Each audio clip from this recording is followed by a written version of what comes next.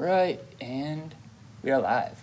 Hey, fellowship, I am excited to make this announcement right now. So, you probably read in the news that some churches are going back. And I want you to know we've been working on a plan the past couple weeks to get us back to church. I know we were out of church and online like that. It seemed like all of a sudden our world's changed. And I just want to thank you for your flexibility. I want to thank you for the way that you have endured this long time away. And I'm sure you've missed it, and I've really missed seeing you each and every Sunday morning. In fact, as we've been going through this time, I was kind of wrestling with why do we gather as a church? Why are Sundays so important? And what I really was left with, and I truly feel came from the Lord, was that in Acts, when I look at the early church, it was about gathering together with one another, encouraging one another. It was about breaking bread together.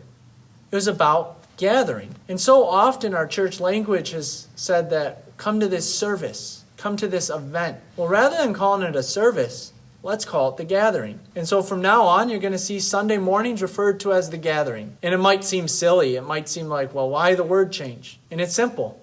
It's getting at the heart of why we come together, to encourage one another, to be God's people, and to experience God's presence. So as we gather, we're excited to begin to make the steps to make that possible. Making those steps is going to take a little bit of time, a little bit of adjusting. We have a lot more protocols that we're going to follow. Our mission here is to love God and love people. And so we want to make sure that we're doing everything we can to follow the proper protocols and to go about things in the right way. Our question that we always ask is, what would a first-time visitor think? Right now, we live in a society where social distancing and practicing the use of hand sanitization and not touching as few of items as possible is normal. And so we don't just want to be rebels, but we want to respect that. We want to respect what people are doing and sacrificing. And so whether we agree with it or disagree with it, it's not a time for our opinions.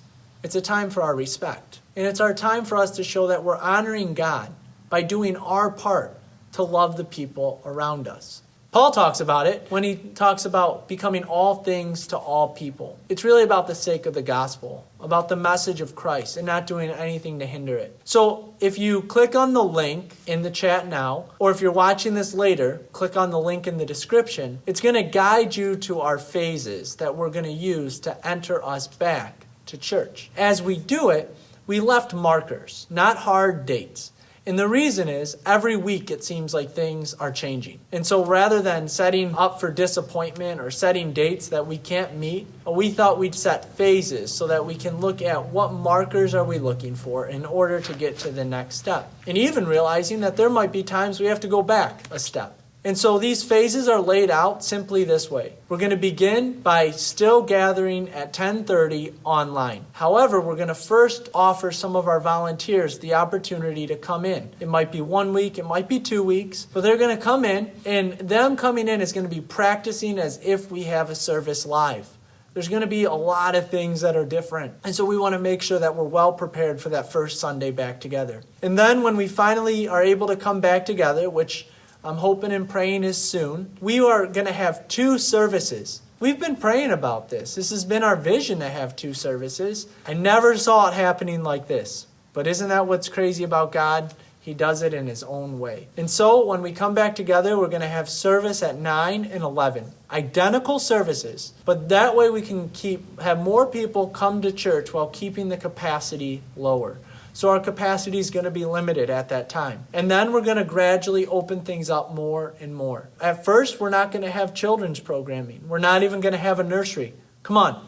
We know that that's like a petri dish in there. But as we begin to see things be lifted, as restrictions become less, we're going to open up the kids' programming more and more. So it's going to begin with the nursery, and then eventually we'll have a full kids' hour at 11 a.m. each and every Sunday. So remember that, 9 a.m., 11 a.m. That, as well as our online gathering, is going to continue. We're just going to keep going with that for the foreseeable future. And we're going to just keep adapting as we see restrictions get lifted more and more. So I thank you so much for rolling with all the changes, for being a part of this community and this body of believers. And I'm going to ask one last thing. Even if the restrictions seem crazy to you, we ask that you follow them in respect to others. Even things like these. I know they're really weird. My breath smells really bad, but I ask that you wear them.